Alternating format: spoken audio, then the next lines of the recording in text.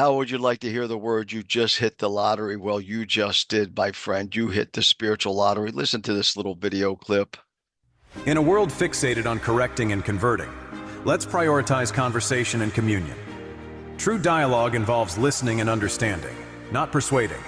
Embrace discussions that deepen connections rather than dominate opinions. By valuing diverse perspectives, we forge stronger bonds and enrich our collective experience. Let's celebrate differences and similarities, creating a space where every voice is heard and every heart is respected. Connect, don't correct.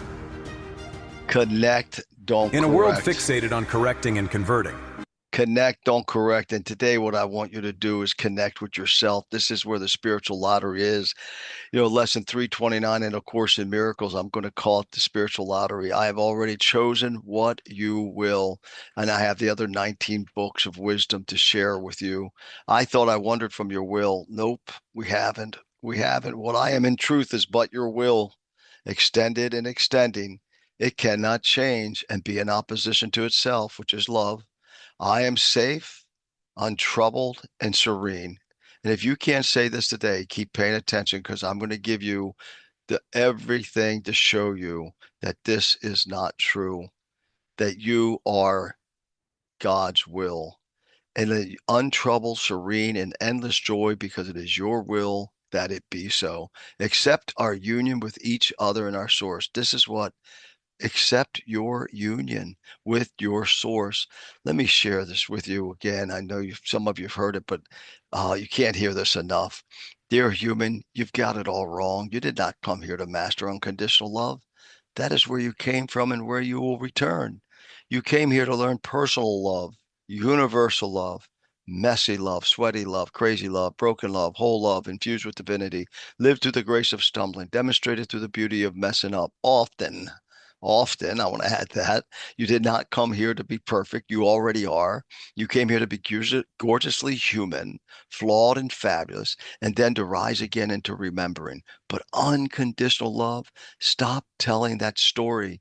Love in truth does not need any other adjectives. It does not need modifiers. It does not need the conditions of perfection. It only asks that you show up and that you do your best and that you stay present and feel fully, that you shine and fly and laugh and cry and hurt and heal and fall and get back up and play and work and live and die as you. It is enough. It is plenty. This here is so true. We need to connect with ourselves, because to find out who we really are. Our deepest fear is not that we are inadequate. It's time to cash in on your lottery winnings, folks. Our deepest fear is that we are powerful beyond measure. It is our light, not our darkness, that most frightens us. We ask ourselves, who am I to be brilliant, gorgeous, talented, and fabulous? Actually, who are you not to be? You are a child of God. Your playing small does not serve the world. There's nothing enlightened about shrinking so that other people won't feel insecure around you. We are all meant to shine as children do. We were born to make manifest the glory of God that is within us, not just some of us. It is in everyone, and yet we let our own light shine. And as we let our own light shine, we unconsciously give other people permission to do the same. As we are liberated from our own fear, our presence, just our presence, automatically liberates others. When you're growing, you're going to feel like you're dying. When you start thinking about this, is that who I really am? Well, your built-in mind is going to say, no, no, no, no, no. Your ego is going to try and tell you, no, you're dying. Don't stretch. That is because a part of you is. Nobody talks about this, but you have to grieve. Well, you have to grieve the loss of who you were before you can fully step into who you're going to be. You see, Socrates said the unexamined life is not worth living. I say the unexamined relationship is not very thrilling. The unexamined belief is not worth following. The unexamined everything, the unexamined finances don't take you very far. So let's look at the other 19 books of wisdom. How does it speak to the same message that we just saw in A Course in Miracles? Not my will, but yours be done. And then here, uh, while the doer is good, then he grasps the most trustworthy handhold. So whoever submits his face to Allah, while he is a doer of good. So when we think we're doing so many things, right, good, as long as we submit to our source, then it's a trustworthy handhold. Um, he who acts in harmony with the divine will. Here it is again, harmony, surrendering the fruits of all actions. Now, this here, the fruits of all actions. What about that mistake you made? What about that horrible thing you did? What about that secret you've been keeping for so long?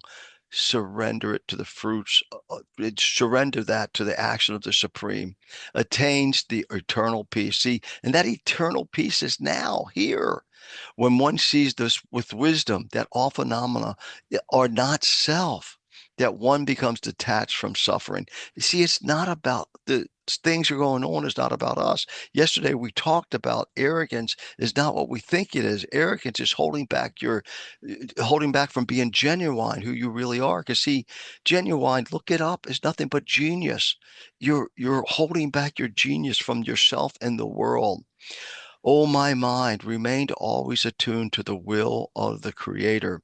Through the Creator's will, the world was created, and through His will, it is sustained. So you're only sustained in love, joy, and peace, what the Course in Miracles talked about, because that's what the will is. And through His will, it is sustained. You are already sustained. You just are choosing the second part to hit the first part. What you really want, the first part is love and in the source, but we choose the second part, which is ourselves and our ego versus our soul and listening to the wisdom of our soul. The steps of a man are established by the Lord when he delights in his way. You see, you're all taken care of. Just delight in who you really are. Delight in what you've already been given. For behold, this is my work and my glory to bring to pass the immortality and eternal life of man. Are you feeling immortal today? If you're not, bring it to pass. It's there. Um, and here's the thing that most of these belief systems, a lot of them still believe that there's something still yet to come. It's called eschatology. You hear me talk about it all the time. I want to challenge every leader of every one of these books I'm writing, abandoning eschatology. The books of wisdom that were written for that time frame, they were for that time frame, and all these things about a future, it's all taken care of already. I want to challenge you if you're a leader in any of these disciplines. Ah, the Tao. I love the Tao. Man, man follows the earth follows the universe follows the Tao follows what is natural. Bring thyself to account each day, ere thou art summoned to a reckoning, for death, unheralded, shall come upon thee, and thou shalt be called to give an account for thy deeds. See, we interpret this as if there's some kind of future judgment. That's all gone as of 68 AD. That's all gone because of what happened. When the Christ came and the Christ mind and the Christ has rescued all of us and brought about all that we needed in 68 AD, the end of all religious worships other than the direct soul to God. Our souls are like our thumbprints, just like our DNA. Our thumbprints are all different. So please don't think that there's something that a judgment coming. There's no judgment. It's only the judgment you're holding on yourself that puts you in hell. This is what we're talking about today. Uh, the will to learn is the foundation of wisdom. See, here it is again, time and wisdom, Twisdomology, time and wisdom. A man of virtue harmonizes his actions with the way of heaven. The soul, when acting in alignment with the universal truth, reflects the purity and clarity of divine will. Wow. Wow, wow, wow. Alignment with the universal truth. And the universal truth is a four-letter word. No, and it doesn't start with F. It starts with an L, and we all know what it is. Love, love, love. You know what? I think the word that's a four-letter word F, at least in the US, and is more used than the word love in relationships. And once we replace that one with LOVE, all capitals, watch what happens. Then you start tapping really what's inside. Um, the will of the divine spirits is to maintain harmony and balance in the universe, reflecting humanity's unity with nature and divine order. See, that's wisdom, time and wisdom. Take all your experiences, embrace it. and then bring it into right now into your wisdom and tap who you really are. I will live this day as if it was my last, and I will do my utmost to fulfill the purpose for which I was created. May the good kingdom of Harara Mazda, which shines with righteousness, come into my life and be fulfilled through me. See, it's already there. It doesn't even really need to come into your life. It's already there. By aligning my will with the greater good, I walk in the path of light and truth, harming none. Thank God there is no past, because there's not probably one of us that can't look back on someone that we've harmed. I am he who is united with the sky. I have taken possession of my throne. I have given orders to my house. I love this. I am he who decides his destiny according to the will of the gods. And this is the thing, folks. We have created our circumstances. We have created them. And then we need that wisdom and that time, and then bring it together, tap our intelligence. And we need to connect with ourselves versus keep trying to correct anything.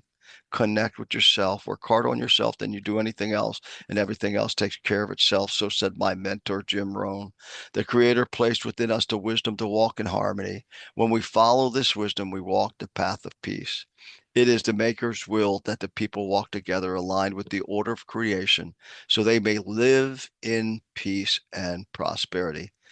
If you want peace, if you want prosperity, I encourage you to connect. Stop correcting, connect. That's the other universal language, is peace, right? I don't think there's anyone say, hey, would you like peace in the inside and in your life? I think there's not a person who wouldn't raise their hand. This is the new symbol that we're working on for Twisdomology, this idea of time and wisdom working together. And that's the only way to experience peace. That is the only way, is to embrace all that wisdom that we went through from every volume. Fulfill Socrates' quote, the unexamined life is not worth living. Examine all things. Thank you for being here. I appreciate you so much. If you're not a member of the 920 Miracles community on Facebook, I encourage you to go there and join that. If you're interested in digging deeper into the spiritual writings and different books of wisdom, and then for business people, entrepreneurs, social entrepreneurs, or people who want to make a difference in the world by starting with you to really change you, to help change the world. That's what the 920 Society is all about. That's 920society.com. You can go there and it'll take you to the Facebook private community. So thank you for being here. Bye bye.